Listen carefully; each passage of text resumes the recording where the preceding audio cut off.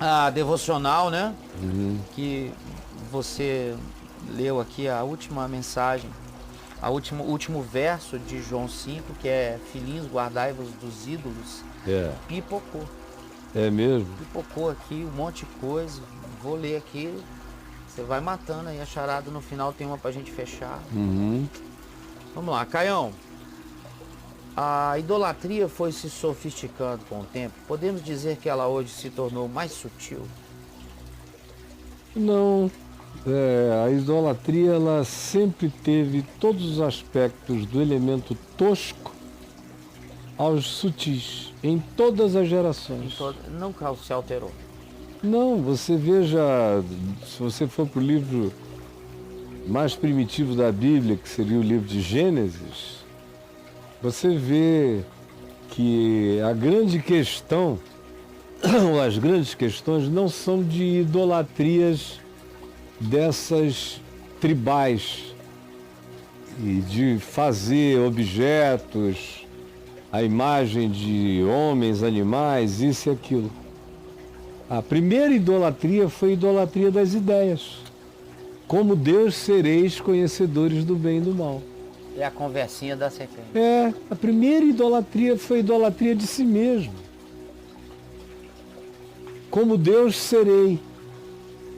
Você veja como não tem sutileza mais profunda do que essa.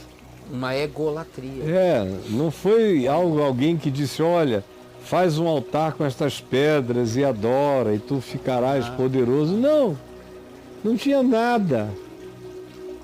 Só tinha o homem e a mulher e como Deus sereis. Existe idolatria mais satânica do que essa que também é a da chamada queda de Satanás, a queda do querubim da guarda, que eu subirei, serei como o Altíssimo, serei e ficarei acima do Altíssimo. Então, em todos os lugares você sempre encontrou todos os tipos de idolatria. Até o homem mais bondoso do lugar não raramente idolatrava a sua própria bondade. E se jactava e se jacta dela própria. Então, como diz a Escritura, todo homem, por mais firme que esteja, é pura vaidade. E aonde há vaidade, há idolatria. Toda vaidade é idólatra, te coloca correndo atrás do que não tem sentido. Inverteu os significados e roubou o teu desejo, intenção e força para se dedicarem ao vácuo, ao nada, ao que não é nem vida nem Deus. Agora, tem as idolatrias muito básicas, como eu falei, que são do tamanho da basicalidade das pessoas. Pessoas profundas precisam de idolatrias profundas. A idolatria de um gênio da matemática, da física, é diferente. É o culto aos números, a teorias, ao saber. A ciência, para muita gente, é um Deus. Quando, para mim, a ciência é um meio, não é um fim. Ela é instrumento. Ela não é o significado em si. Ela trabalha em favor dos significados. Então, gente mais sofisticada tem ídolos mais sofisticados.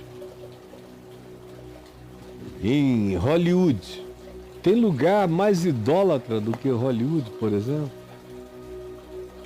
Tem cidade mais idólatra do que Nova York, por exemplo? Aqui no Brasil, tem cidades mais idólatras do que São Paulo e Rio de Janeiro? Aí tem gente que vai indicar lugares do Brasil no interior, onde tem romaria, como pro Padim Cisso. Sim. Ali onde tem menos idolatria, um povo ignorante indo ali, como quem vai a uma loteria esportiva religiosa. Então é um ritozinho dos... Agora, Quem está correndo atrás da grana, matando e destruindo, e acabando com amizades e tudo mais, por causa de dinheiro, é um grande idólatra. Os que estão destruindo fraternidades, relacionamentos, confrarias, amizades, intimidades por causa de desavenças político-ideológicas são idólatras. Tanto quanto aqueles que estão cortando pescoços de animais e derramando sangue sobre altares. São idólatras. Agora, a idolatria não é medida pelo aspecto cruento da sua realização, mas sim pela força interior da sua perseguição.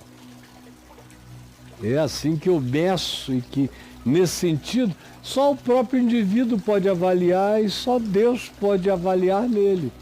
De fora é difícil que eu meça a intensidade da idolatria das pessoas.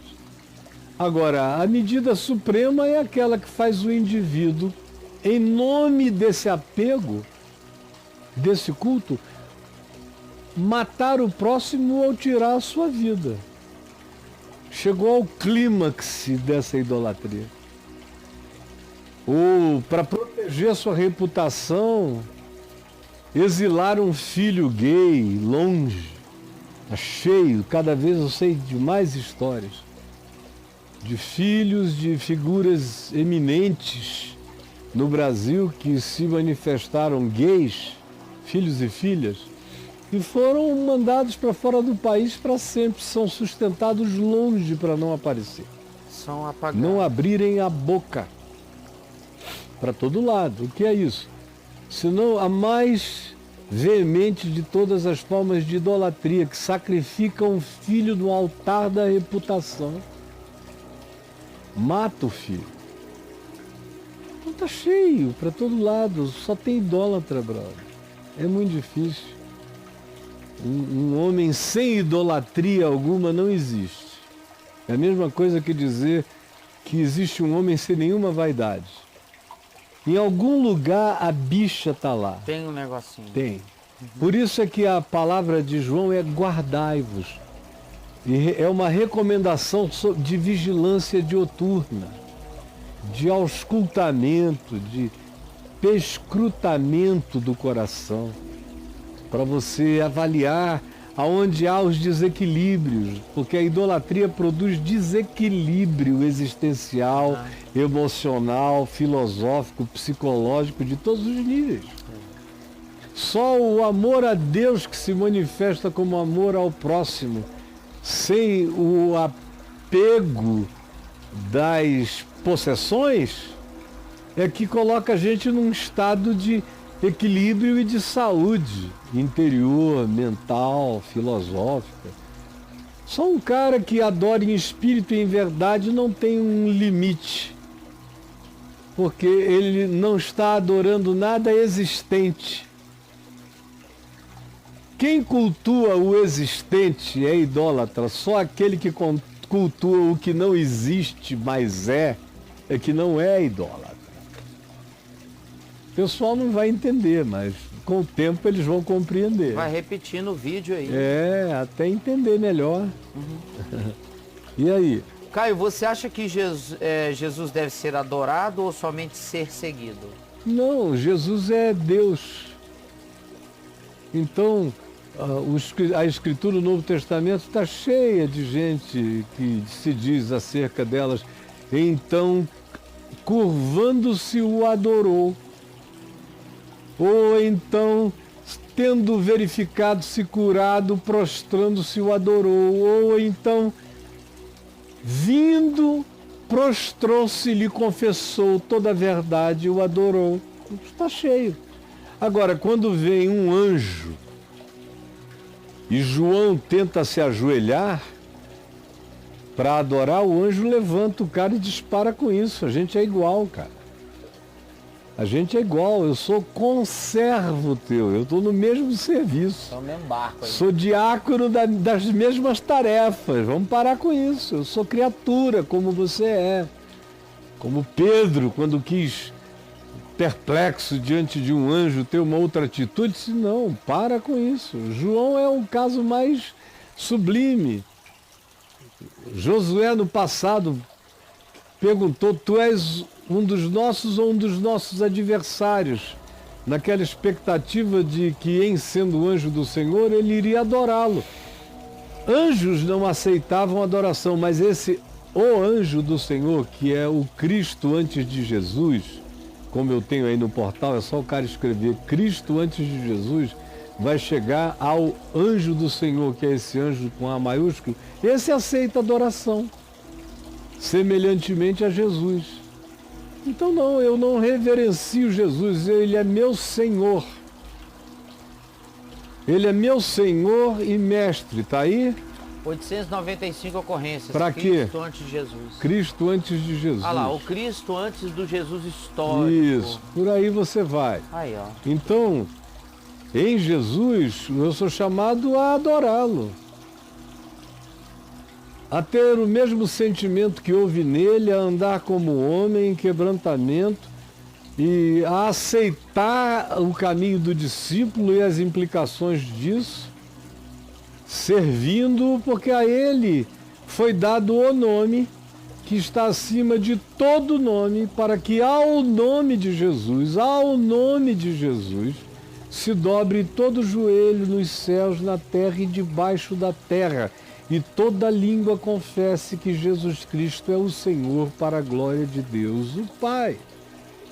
Sabe, meu filho, você me perguntou isso aqui com todo carinho, com todo amor, eu estou respondendo também, mas isso prova como ou você não crê ainda no Evangelho, ou você não teve acesso, ou não quis ter, ou não leu.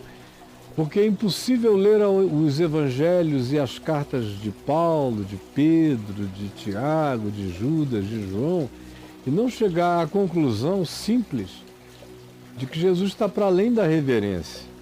Você reverencia um sábio, um idoso, uma senhora, o pai, a mãe, um velho, um santo. Você reverencia o próximo, qualquer próximo. Você reverencia o fraco, você reverencia o pobre, você reverencia aquele a quem se merece honra, que se trate com honra. E a quem se respeita, que se respeite mais ainda. Agora, Jesus, eu me curvo diante dele, eu adoro, eu me submeto, eu sigo. E se eu sigo, eu obedeço, eu absolutizo como aquele a quem eu obedeço, logo eu adoro. Eu chamo de Senhor todo aquele ou tudo aquilo ao que eu obedeço. É o que Paulo diz na Epístola aos Romanos. Você se torna servo de tudo aquilo ou de todo aquele a quem você obedece. Então é claro que nas relações humanas imediatas, funcionais, de trabalho, profissão, cumprindo protocolos, eu obedeço a muita gente, todo mundo obedece a muita gente. Agora, quando a obediência a qualquer protocolo demanda que eu ande contra o ensino de Jesus, eu digo, antes importa obedecer a Deus do que aos homens. Portanto, seguir com a radicalidade do Evangelho implica em adorar com a profundidade do Evangelho a Jesus.